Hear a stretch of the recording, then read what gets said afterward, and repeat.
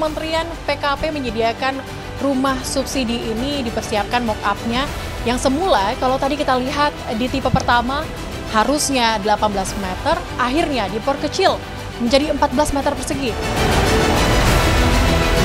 Memang parameternya adalah meter kubik udara. Itu adalah di 6,4 sampai dengan 9 meter persegi.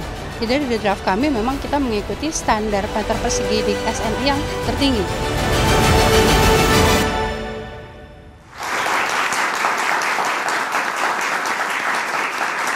Halo, selamat malam. Senang sekali malam hari ini kembali menyapa Anda pemirsa di Indonesia Business Forum bersama dengan saya Sally Alexandra. Kita tahu pemirsa akhir-akhir ini ada wacana bahwa luas yang kita ketahui luas bangunan ataupun rumah subsidi yang semulanya ini 21 meter persegi, akhirnya wacananya akan diperkecil menjadi 18 meter persegi. Luas tanahnya juga yang semulanya 60 meter persegi akan diperkecil menjadi 25 meter persegi. Sebenarnya apa alasan Kementerian PKP memperkecil hal ini, memperkecil rumah subsidi tersebut pemirsa? Dan untuk siapakah rumah subsidi yang dipersiapkan oleh Kementerian PKP? Kami akan bahas malam hari ini di Indonesia Business Forum dengan seluruh narasumber yang sudah kami hadirkan untuk Anda. Saya akan sapa terlebih dahulu tentu saja yang sudah hadir pada malam hari ini, Pak Wakil Menteri Perumahan dan Kawasan Pemukiman. Selamat malam Pak Fahri Hamzah, boleh dipakai mic-nya Pak? Terima kasih sudah datang Pak. Boleh dipakai mic-nya? Oh, pakai. Oke, apa kabar Pak? Terima kasih, baik-baik. Oke, siap Pak. Nanti kita akan dengar ya tanggapan dari Bapak seperti apa. Tapi saya juga ingin menyapa, kemudian ada Pak Endang Kawijaya, Kepala Komisi Tetap Perumahan Masyarakat Berpenghasilan Rendah Kadin Indonesia. Selamat malam. Pak Endang, boleh dipakai mic-nya Pak? Selamat malam Pak. Selamat malam semua. Baik, saya juga ingin menyapa ada Pak Anton Sitorus, pengamat properti. Selamat malam Pak Anton. Selamat malam Mbak Celia. Dan kami juga punya salah satu narasumber lainnya untuk Anda pemirsa, Pak Joko Suranto, Ketua Umum Real Estate Indonesia yang saat ini masih dalam perjalanan dan juga kami hadirkan dan siapkan untuk Anda testimoni kita karyawan swasta yakni Mbak Yulianti Ningsi. Selamat malam Mbak Yulianti. Baik. Pemirsa, kemarin saya sudah datang langsung ke contoh rumah yang dipersiapkan oleh Kementerian PKP. Ada dua tipe, yang pertama 14 meter persegi, tipe lainnya 23,4 meter persegi. Seperti apa kemudian modelannya? Saya hadirkan dalam liputan saya kemarin, berikut ini untuk Anda. Ya pemirsa, Kementerian Perumahan dan Kawasan Pemukiman PKP menyediakan rumah subsidi yang bisa kita lihat mock-up-nya saat ini seperti apa yang dipersiapkan. Kalau saya bisa gambarkan kepada Anda ada dua tipe. Tipe pertama ini tipe 1 kamar tidur dan juga tipe kedua adalah tipe 2 kamar tidur. Tipe pertama yang saya akan tunjukkan kepada Anda adalah tipe 1 kamar tidur dengan luas tanah seluas 25 meter persegi dengan luas bangunan 14 meter persegi. Nah, ketika masuk Anda akan disambut dengan ruang tamu yang juga bercampur dengan dapur. Tampaknya ini hanya muat ataupun cukup dengan satu sofa, kursi kecil, dan juga satu meja panjang. Saya akan masuk dan melihat bagaimana kemudian kamar tidurnya. Kamarnya modelnya seperti ini pemirsa, dengan satu kaca yang memang disediakan di sana. Dan ini yang cukup menarik, kalau kita bisa lihat tempat tidurnya mungkin akan muat untuk 2 orang. Dan di sini Anda langsung bisa melihat seperti apa toiletnya yang disediakan. Oke. Cukup sempit pemirsa. Untuk saya, dengan berat badan tidak seberapa, dengan lebar badan juga tidak seberapa, ini cukup sempit untuk saya kemudian beraktivitas di kamar mandi yang cukup kecil ini. Cuman ini yang mungkin menjadi pertanyaan kita, kalau misalnya bagian bawahnya akan tetap datar seperti ini, ataupun rata seperti ini akan membuat kamar kita mungkin kebanjiran pemirsa dengan air setelah kita mandi. Kita lihat bagaimana kemudian tipe kedua dengan 2 kamar tidur seperti apa, apakah lebih luas dari tipe pertama ini? Kita lihat berikut. Ya pemirsa, ini adalah tipe kedua ataupun bisa kita katakan adalah tipe 2 kamar tidur dengan luas tanah ini sebesar 26,3 meter persegi dengan luas bangunan 23,4 meter persegi. Nah, untuk tipe kedua ini menarik karena ada 2 kamar tidur. Kalau satu kamar tidurnya tampaknya hampir sama dengan tipe sebelumnya. Tapi untuk tipe kamar tidur yang kedua, ini berada di atas atau dengan tipe mezanin. Saya akan sedikit untuk naik ke atas. Untuk tipe kamar di atas, ini tampaknya luas. Untuk kasurnya atau besar kasurnya ini tampak hampir sama dengan wardrobe ataupun lemari yang disediakan di ujung atau di pojok dekat kamar mandi. Ini juga tampak sama. Kementerian PKP menyediakan rumah subsidi ini dipersiapkan mock-up-nya yang semula kalau tadi kita lihat di tipe pertama harusnya 18 meter persegi. Ini akhirnya diperkecil menjadi 14 meter persegi. Hal ini kita ketahui bahwa tanah di Jakarta harganya mahal sehingga ini menjadi solusi dari PKP. Apakah solusi dari PKP ini adalah hal yang sesuai dengan kebutuhan kita? Bagaimana seharusnya? Dari Jakarta, Celia Alexandra, Wahyudin Justin, TV One mengabarkan. Baik. Oke, kita sudah sama-sama lihat ya. Pak Wamen, kita juga sudah lihat nih ada 2 tipe yang disiapkan. Kemarin saya juga langsung cek. Tapi yang jadi pertanyaan saya, Pak, kalau beredar itu adalah 18 meter persegi. Nantinya akan dikecilkan jadi 18 meter persegi. Tapi kemarin saya lihat ada yang 14 meter persegi. Penjelasannya gimana nih Pak Wamen soal ini? Baik, terima kasih. Pertama-tama, ini pertama saya datang ke TV, ya karena saya jarang sekali bicara di studio.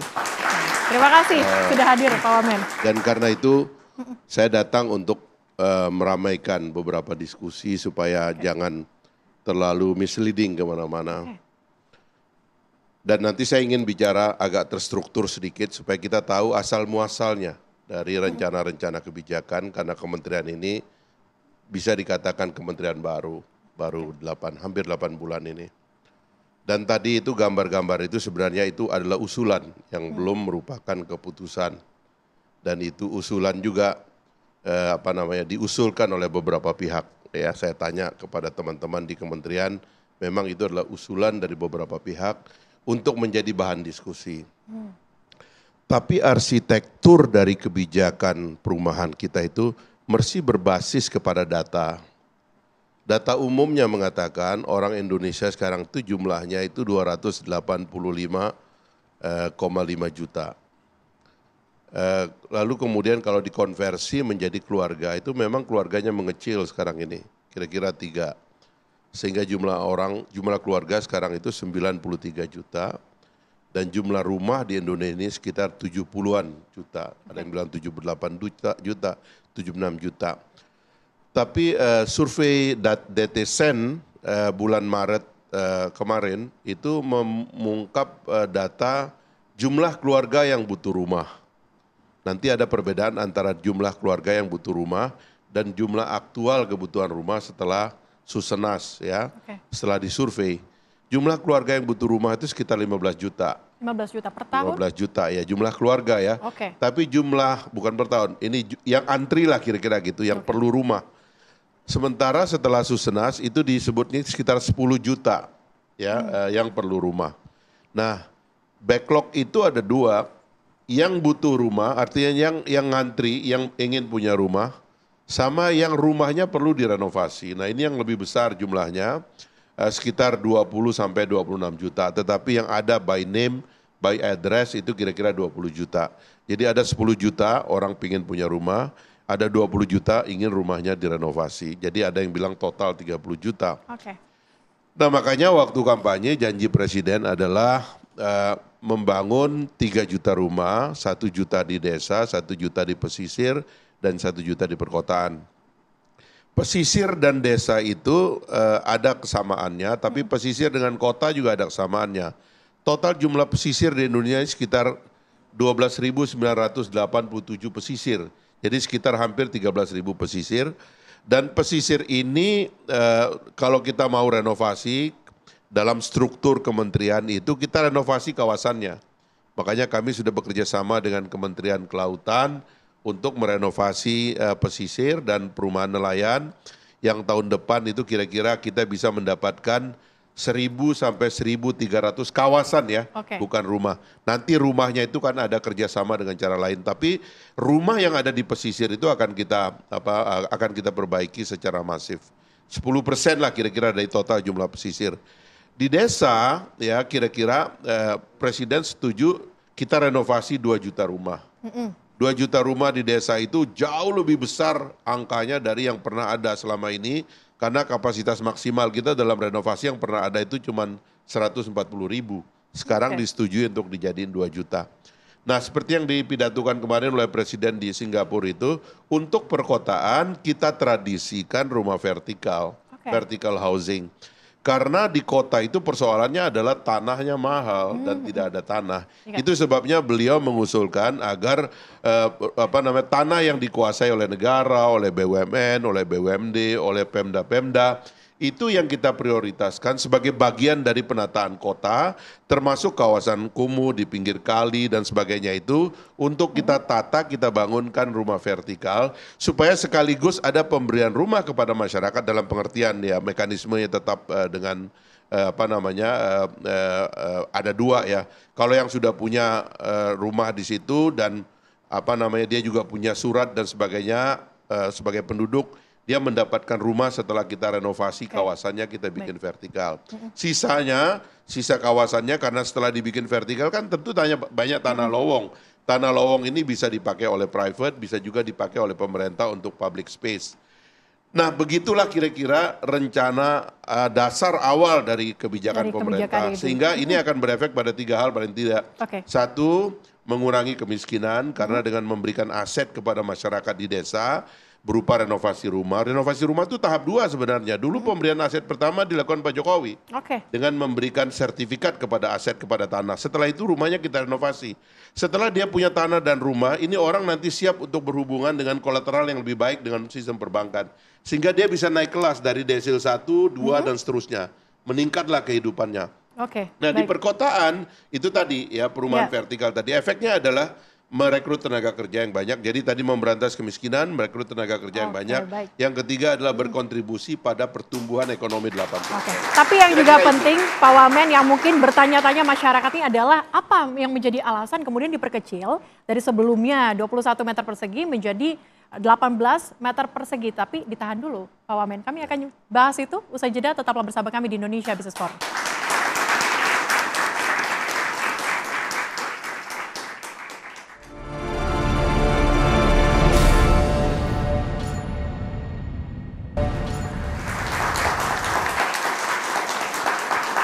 Anda kembali di Indonesia Business Forum. Sebelum nanti saya ke Pak Wamen, saya ke testimoni dulu ke Mbak Yulianti. Halo Mbak Yulianti. Halo, selamat malam. Mbak Yulianti sudah punya rumah belum hingga saat ini? Belum. Oke, belum punya rumah, tapi sudah berkeluarga? Sudah punya anak 1. Sudah punya anak 1. Tinggalnya di mana Mbak? Tempat tinggal sekarang ini ada di Tanjung Barat. Ngekos, sewa atau seperti apa? Sewa. Berapa setiap bulannya? Untuk yang aku tempati ini kebetulan di harga 1.500.000 per bulan. 500? 1.500.000. 1.500.000 per bulan. Oke, saya tadi kurang mendengar. Tetapi yang menjadi pertanyaan saya, ini kan ada rumah subsidi, begitu yang disiapkan oleh pemerintah. Tertarik nggak? Untuk masalah tertarik sih tertarik. Tapi kalau dari tadi yang aku lihat itu kan dari VT-nya ya 18 meter. 14, kalau yang tadi 14 meter. 14 meter, maaf, 14 meter. Menurut aku dari segi bangunannya aja menurutku ya kurang gitu untuk pasangan pasutri, apalagi yang belum punya anak. Kalau untuk yang belum punya anak sih menurutku ya masih cocok ya. Tapi kalau kayak buat aku yang udah punya anak 1 itu dari segi kenyamanannya juga kayaknya kurang gitu. Kalau tadi itu kan masih konsep. Artinya nanti kalau untuk finalisasi, kalau kata Pak Fahri ini masih digodok lagi begitu aturannya ya. Tetapi kalau kita lihat dari apa yang saat ini disiapkan mungkin akan diperkecil menjadi 18 meter persegi, mungkin diperkecil. Kalau dari pandangan Anda, apakah memang sesuai dengan harapan masyarakat, harapan Anda sendiri untuk yang pengen punya rumah atau bagaimana nih? Kalau untuk harapan saya sendiri ya, dengan luas segitu kayaknya belum gitu. Karena kan tadi aja dari kita masuk itu udah ruang tamu langsung ada dapur ya, dapur kecil, kemudian kamar, lalu kamar mandi gitu kan.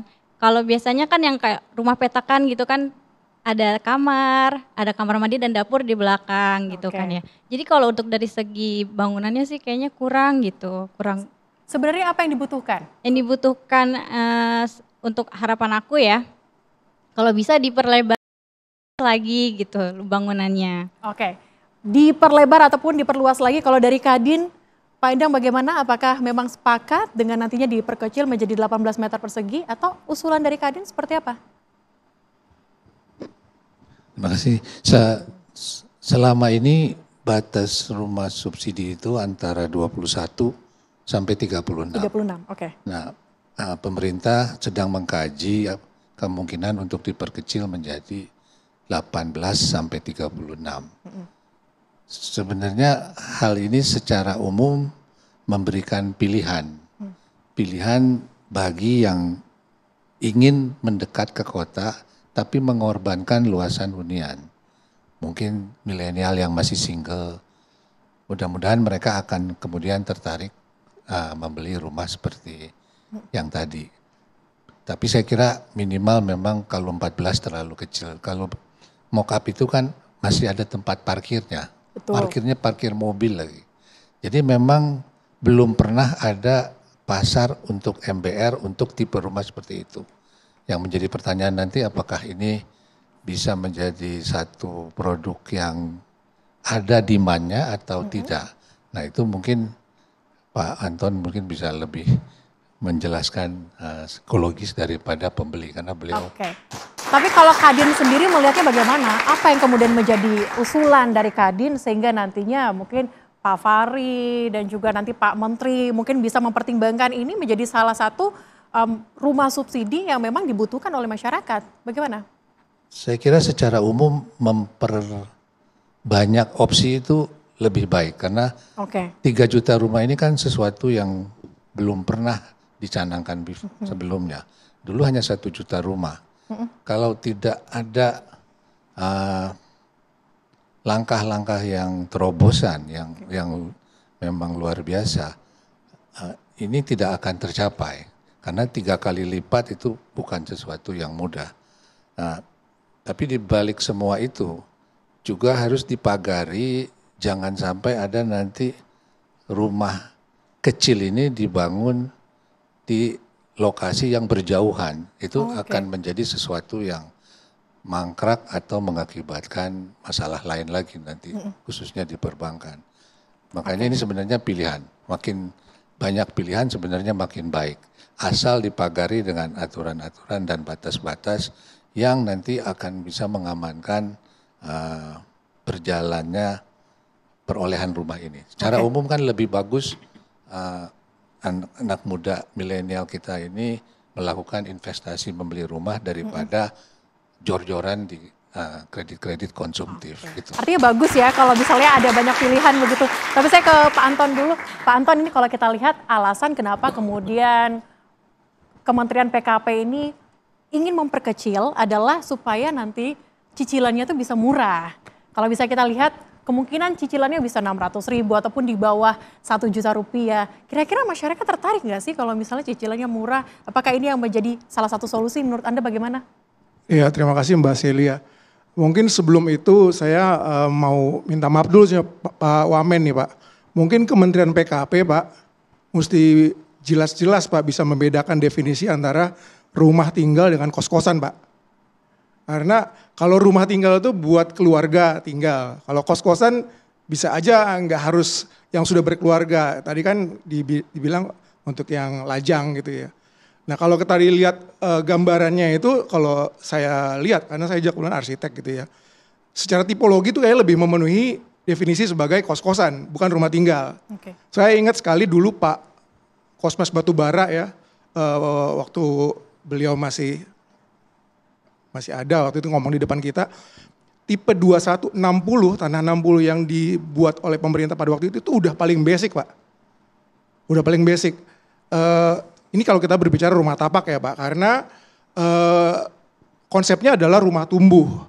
60 meter itu dirasa itu udah paling minimal lah untuk kebutuhan keluarga. Rumahnya mungkin bisa aja 21 apa gimana. Dan juga gini, kalau yang saya tahu dulu Pak, kalau Perumnas itu bangun rumah itu nggak perlu bagus-bagus Pak. Kalau tadi itu kelihatannya udah bagus Pak. Udah ada ini itu segala macam mock-up-nya ya kalau kita lihat. Kalau cuma rumah dulu tuh Perumnas tuh bener-bener basic Pak. Nggak di plester, nggak di cat. Bahkan dapur sama kamar mandinya tuh dibikin di luar. Jadi supaya yang 21 meter yang kecil itu memang benar-benar hanya buat kebutuhan keluarga itu. Buat ruang keluarga, ruang tidur. Jadi dapur sama itunya dibikin di luar terbuka. Tapi banyak yang tertarik kalau kayak begitu. Ya itu rumah perumnas zaman dulu, Mbak. Oke. Mbak, jadi dan itu yang sudah meluas sampai pada waktu era Orde Baru lah gitu ya. Jadi untuk menekan harga kan bisa bikin seperti itu, Pak. Jadi nggak harus yang bagus kayak tadi gitu. Jadi rumahnya basic, tapi kebutuhannya ada dan mengakomodir pertumbuhan daripada rumah keluarga itu nantinya gitu. Dengan tanah yang 60. Kalau tanah 25 mungkin mobilnya besar aja udah gak, cuma itu doang gitu. Jadi itu Pak yang pertama. Yang kedua mungkin perlu dibedakan juga antara rumah tapak dengan hunian vertikal. Kalau hunian vertikal 18 meter mungkin masih bisa masuk akal lah. Tapi kalau rumah tapak tadi yang saya jelaskan Pak, mungkin sulit lah, itu udah sangat basic sekali. Karena untuk setiap kebutuhan itu kan ada perhitungannya. Kalau hunian vertikal mungkin bisa begitu karena apa? Karena kalau hunian vertikal itu kita bisa buat yang namanya shared facility gitu. Jadi istilahnya buat parkir kan nggak harus di depan unitnya masing-masing, bisa aja. Apartemen kan dia ada parkiran bersama, ada tempat buat nyimpen barang, storage facility yang bersama. Sehingga unit in-house daripada inner area di rumah itu mungkin bisa kecil, nggak perlu sampai. Tapi kalau misalnya yang kita lihat itu kos-kosan Pak. Jadi kalau misalnya dibilang itu akan dijadikan patokan sebagai rumah tinggal masyarakat Indonesia, saya pikir kurang pas gitu Pak. Artinya mockup itu kurang pas. Kalau dari Pak Wamen sendiri seperti apa menanggapi ini Pak? Itu yang saya bilang itu adalah diskusi yang saya tidak termasuk yang setuju sebenarnya karena kalau kita membaca sejarah mendiskusikan berapa rumah yang layak bagi manusia ya. Itu di dunia itu ada beberapa standar. Kita juga mengikuti standar dari Sustainable Development Goals yang di PBB ada UN Habitat di World Bank dan yang lain-lain kita pakai, termasuk kemarin saya mendiskusikan itu di Paris bersama OECD ya. Dan kita pernah ada studi juga tentang sebaiknya pemerintah mengambil berapa per orang rumah yang disebut dengan layak itu. Sehingga pernah muncul angka 11 meter persegi. 11 meter? Tapi kemudian muncullah angka 7,2 yang sekarang ini dipakai. Jadi 7,2 atau 7 lah kalau kita bulatkan. Kalau untuk 3 orang itu yang tadi beliau bilang itu tipe 21 karena 3 kali 7 21. Jadi kalau 5 itu ya kalau 3 itu 3 kali 7 21. Kalau 4 kira-kira 28 atau kalau 5 sekitar 36. Nah tipe ini yang kemudian dijadikan kebijakan untuk menjadi dasar. Saya sendiri setelah melihat di banyak tempat dan berkeliling, menurut saya serendah-rendahnya seharusnya tipe 36. Karena berbeda tadi seperti kata Pak Anton, benar itu bahwa kalau orang akan menyewa itu cara berpikirnya berbeda.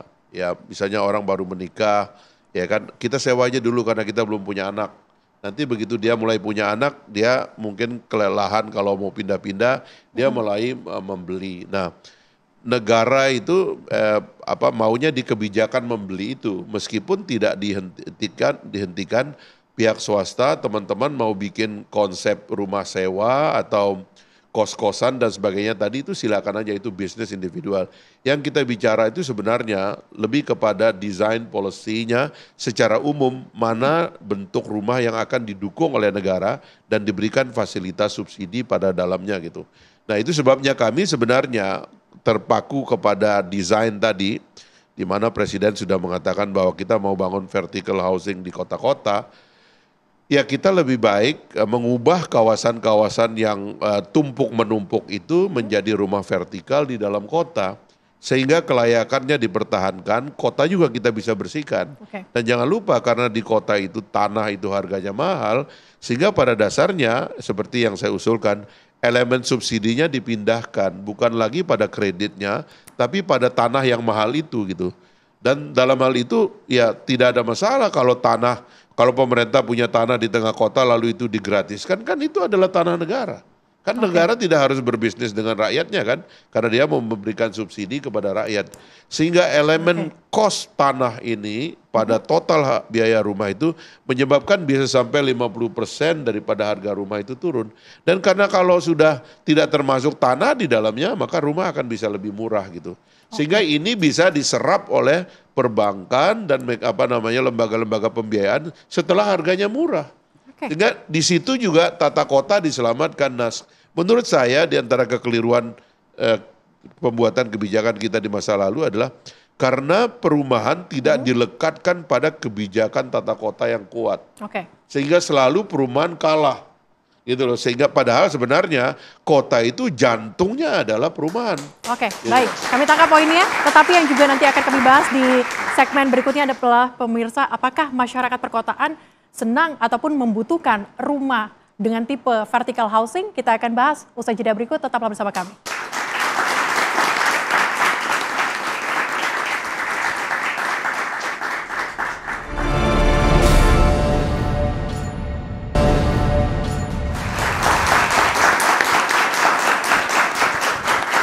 Anda kembali di Indonesia Business Forum. Sebelum kita membahas mengenai vertical housing, saya akan sapa dulu, sudah bergabung melalui Zoom Pak Joko Suranto, Ketua Umum Real Estate Indonesia. Pak Joko, halo. Halo, selamat malam. Selamat malam. Maaf, macet banner. Baik, oke. Pak Joko langsung saja menanggapi ini Pak, bagaimana menurut Anda dengan rumah mungkin nantinya akan diperkecil menjadi 18 meter persegi, menurut Anda dilanjutkan atau tidak Pak? Ya, kami sudah menyampaikan kepada Kementerian PKP terhadap kajian, terhadap draft ini, tiga hal yang kita sampaikan. Jadi kebijakan ataupun rencana ini harus proper terhadap regulasi. Kita tahu regulasi yang saat ini atau standar saat ini masih ada dari Undang-Undang Perumahan, kemudian PPP 12/2021, kemudian standar WHO, SDGs. Mana itu yang mau diambil, mestinya didasarkan ke sana. Yang kedua, tadi saya mengikuti ada ibu tadi yang punya keluarga bahwa proper terhadap kelayakan hunian. Masyarakat Indonesia ya mempunyai standar cara hidup, behavior, yaitu silaturahmi. Jangan sampai ketika ini menjadi sebuah kebijakan itu mengamputasi budaya silaturahmi, budaya kekerabatan karena kecilnya ruang. Baik, kami tangkap poinnya. Baik.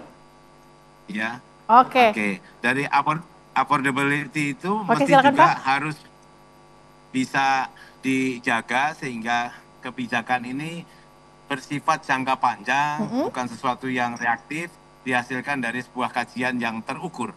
Pastinya seperti itu. Baik, ini untuk kebutuhan jangka panjang begitu. Bagaimana kemudian tantangan dari Ray sendiri Pak menghadapi banyaknya mungkin rumah subsidi yang dibutuhkan? Oke, kita tahu bahwa backlog kita akan selalu bergerak. Kalau kita menggunakan data 2010-2022 selama lebih dari 1 dasawarsa, pergerakan penurunan backlog itu tidak pernah sampai 10%. Yang dilakukan pemerintahan Pak Prabowo itu sangat dahsyat dan itu sejalan bahwa harus ada upaya extraordinary bagaimana backlog ini, bagaimana masyarakat punya rumah. Dan kami sangat mendukung dengan 3 juta rumah. Vertical housing 1 juta di perkotaan itu adalah jawaban dan itu literaturnya hampir di seluruh dunia melakukan begitu. Kemudian 2 juta rumah yang ada di pedesaan dan pesisir itu juga bisa dilakukan dan saat ini adalah jawaban tepat karena kondisi saat ini negara harus menciptakan lapangan pekerjaan. Kembali kepada pertanyaan, maka ketika kita berbicara mengenai FLPP, kriteria MBR yang selama ini tadi sudah disinggung Pak Anton dan sebagainya, kemudian dicoba dideskripsikan yang lebih baik dengan Pak Fahri tadi, ini adalah bagian yang memang harus kita hadapi.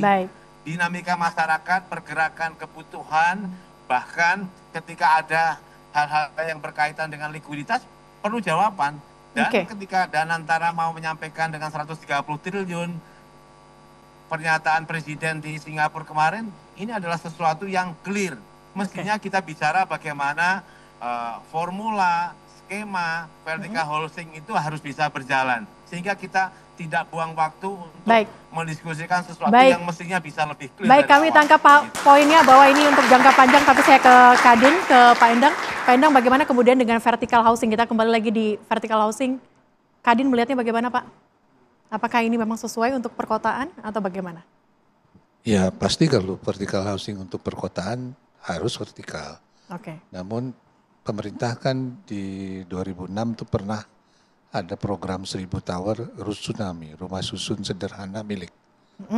Program itu tidak terlalu sukses. Oke. Yang ada banyak tipe yang dinamakan Anami, apartemen sederhana milik. Jadi semacam tanggung gitu. Mereka pengembang tidak mau masuk ke bawah karena terlalu murah harganya.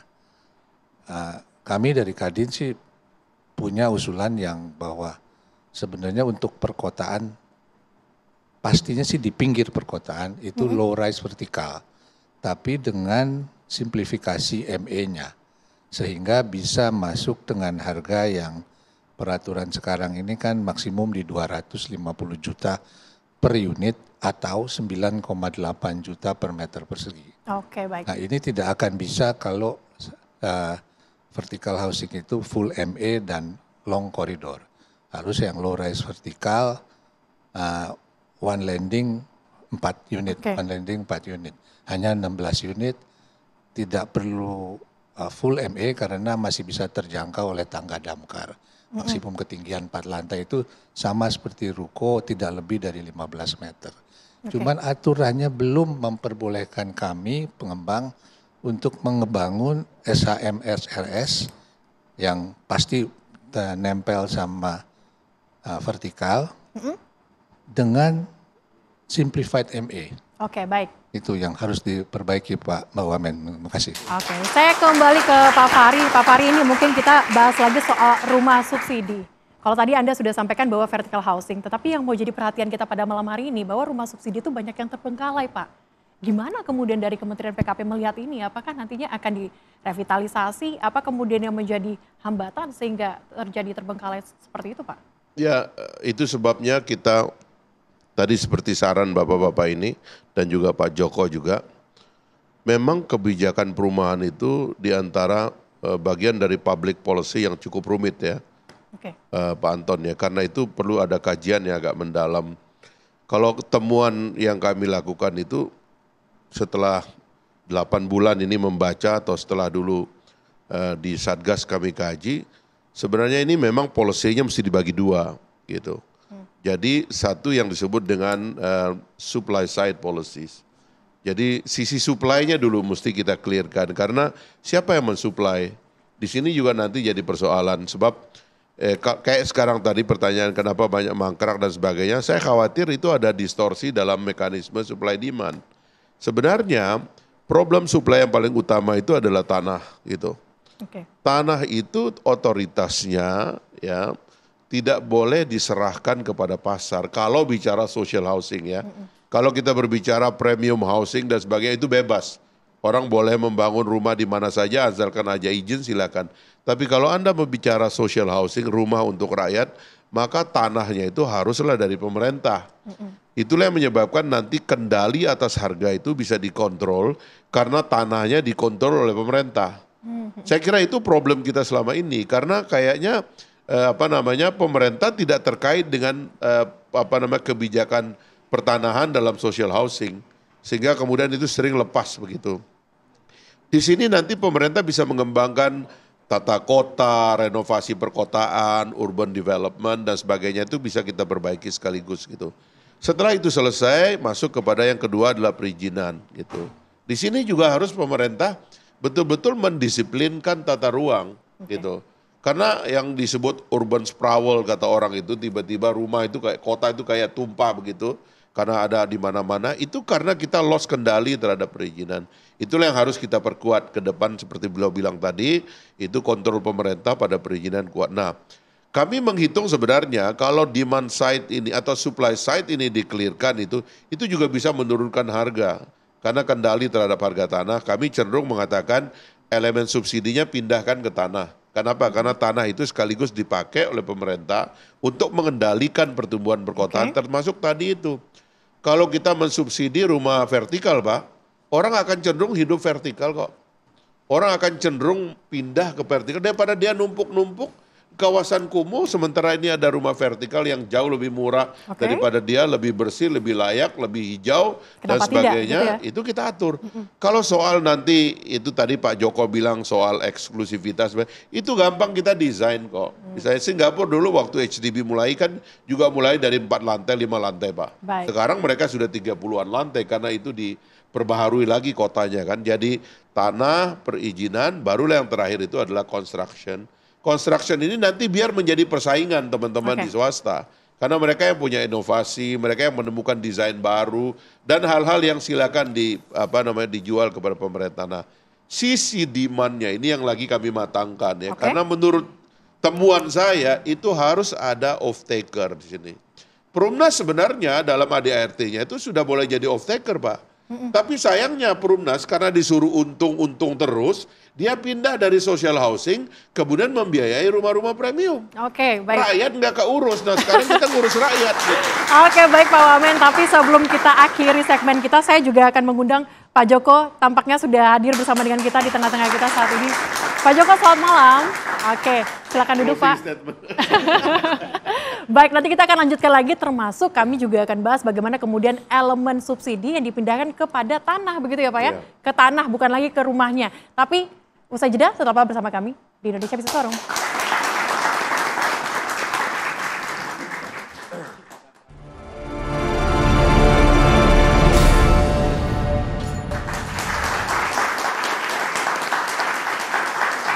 Kita sudah di penghujung segmen Indonesia Business Forum, pemirsa. Saya ke Pak Anton. Pak Anton, tanggapan Anda soal elemen subsidi dipindah ke tanah bagaimana Pak? Iya, saya pikir memang harus begitu Mbak. Jadi kalau kita berbicara mengenai rumah khususnya di perkotaan, ya komponen yang paling mahal adalah tanah. Jadi kalau pemerintah punya ide untuk supaya mengeliminir land cost itu ya caranya ya sewa jangka panjang gitu, long term lease. Lagi-lagi saya ambil contoh, Pak, kita belajar dari dulu itu sebenarnya kita tinggal belajar aja Pak. Perumnas zaman dulu juga kan begitu Pak. Rumah susun yang ada dulu itu di Tanah Abang, di Klender, di Pulau Mas itu long term lease Pak. Pulau Mas kan sekarang udah dihancurin, udah diganti sama apartemen baru. Jadi skema seperti itu sebenarnya udah ada Pak, udah berjalan Pak. Cuma yang kita suka bingung itu kadang-kadang Kementerian PKP itu suka bikin ide-ide baru yang kurang jelas Pak. Jadi kenapa enggak nurusin aja yang dulu itu skema long term lease, karena apa? Karena kalau misalnya land cost-nya nggak dimasukin, harganya itu bisa jadi murah gitu. Toh juga tanahnya milik negara, nggak kemana-mana gitu. Jadi dan juga kalau kita lihat ya generasi milenial itu kan mereka kan preferensinya bisa berubah-ubah. Nanti kalau mereka udah punya kemampuan yang cukup, mungkin mereka beli yang lebih bagus gitu. Jadi nggak perlu harus milikin juga gitu dari awal itu. Jadi cukup dikasih sesuatu yang sesuai dengan kebutuhan mereka, lokasi tengah kota, dekat tempat kerja, dekat tempat transportasi publik gitu ya. Yang mana lokasi seperti itu pasti mahal harga tanahnya. Jadi caranya ya adalah dengan membangun sebanyak-banyaknya entah itu rusunawa atau apartemen long term lease supaya ya tanah juga aman di negara, nggak kehilangan tanah. Investor juga bisa masuk karena mungkin hitung-hitungannya dia bisa ngitung tanpa dia harus keluar duit buat beli tanah itu gitu. Jadi saya pikir di daerah perkotaan ya mungkin bisa seperti itu skemanya Pak. Pak Joko silakan tanggapannya, apakah setuju juga? Betul bahwa ada 3 hal yang berkaitan dengan vertical housing. Satu mengenai komponen tanah, variabel tanah. Yang kedua adalah biaya bulanan. Yang ketiga adalah likuiditas. Pasti ada jalan, apalagi kalau kita semuanya melihat videonya tentang Neila, Pak Prabowo. Saya yakin ini akan ada jalan keluar gitu. Dan banyak kok Pak Anton dan kawan-kawan ini yang bisa diajak berpikir untuk merumuskan. Jadi apa yang disampaikan Pak Anton, Pak Fahri dan Pak Endang, kita semuanya bagian dari merah putih bahwa ini masalah besar. 12 tahun itu hanya kurang dari 10% mengenai backlog. Kemudian kita tiba-tiba ada data di 2023 9,9. Agak aneh. Tiba-tiba Pak Fahri menyatakan backlog menjadi 15 juta. Konsistensi data BPS, konsistensi data, kemudian perencanaan yang matang, hasil kajian dan kebijakan yang bukan sesuatu yang reaktif, ini adalah yang harus dicermati dan kita lakukan bersama. Kita sudah, Kabinet Pak Prabowo sudah 8 bulan bekerja dan Agustus Pak Prabowo harus menyatakan mengenai program 3 juta rumah tanggal 16 Agustus nanti. Oke. Rasanya RIS siap untuk memberikan banyak hal sebenarnya. Baik. Kami punya propertinomik bahwa properti bisa menggerakkan ekonomi. Ada 4 komponen di sana, yang 3 yang saat ini belum mestinya kita dorong bersama. Apa? Kebijakan, yang kedua adalah perizinan, yang ketiga adalah program strategis nasional. Nah, dengan 3 juta rumah ini sebenarnya yang harus dilakukan tinggal 2.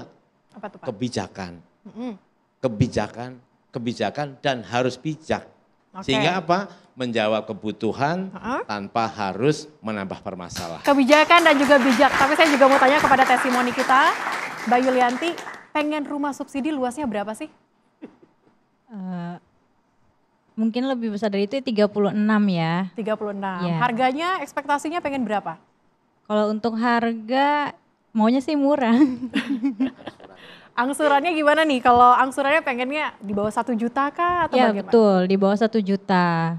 Jadi meringankan untuk masyarakat yang memang nggak mampu tapi ingin memiliki rumah gitu. Oke, karena kalau kata Pak Joko, properti ini adalah penggerak ekonomi begitu ya. Saya ke Pak Fahri. Pak Fahri, bagaimana kemudian Kementerian PKP akan menyiapkan rumah subsidi yang nantinya bisa tepat sasaran nih Pak? Ya, ini adalah proyek raksasa yang sudah dijanjikan oleh Presiden kepada rakyat, jadi harus tetap dilaksanakan. Oleh sebab itu kita turunkan itu menjadi kebijakan teknis. Kami sedang membahas regulasi teknis terkait renovasi dan mudah-mudahan pekan depan bisa kita selesaikan. Karena dari total yang ingin dialokasikan, meskipun ini akan melihat kesanggupan juga 2 juta, karena sampai Desember kayaknya itu akan kita mesti cari cara nyerapnya itu. Jadi Presiden selalu mengatakan itu uang ada kalau untuk rakyat. Ini uang ada. Tapi kemungkinan yang agak sanggup kita serap bersama-sama itu sekitar 1 juta. Nah dari 1 juta uang renovasi itu kita bayangkan dia akan berefek yang sangat masif. Karena ada 1,8 juta dari komponen yang sudah kita salurkan untuk fasilitator, untuk pelatihan teman-teman, supaya waktu dia menilai kinerja renovasi itu betul-betul juga renovasinya menjadi lebih baik. 2,5 juta itu akan ditransfer kepada penerima manfaat, yang kita harapkan itu adalah 1 juta keluarga miskin paling bawah, itu kita akan selesaikan. Meskipun di Desil 1 itu Mas Joko, itu ada 3 juta keluarga miskin di Desil 1 Mas. Tapi 1 jutanya akan kita selesaikan tahun ini. Nah kemudian ada 17,5 juta ini sedang kita pikirkan karena ini adalah untuk material, untuk semen, untuk kabel, untuk macam-macam material yang ada di dalamnya. Kami sedang mendiskusikan dengan Kementerian Koperasi supaya Koperasi Merah Putih mulai terlibat dalam bisnis pengadaan bahan baku juga. Karena tempat mereka yang ada di desa-desa ini dalam rangka untuk menyebarkan dampak ekonomi daripada renovasi perumahan ini. Nah itu yang udah 2 juta tuh. Kemudian yang di pesisir itu juga karena itu konsepnya pengelolaan kawasan atau renovasi kawasan. Kami sudah kerjasama dengan Kementerian Kelautan, mendiskusikannya secara teknis. Bagaimana agar nanti pesisir kita yang jumlahnya sekitar 13.000 itu mulai bercahaya karena kawasannya itu diperbaiki, sanitasinya, jalannya dan sebagainya itu.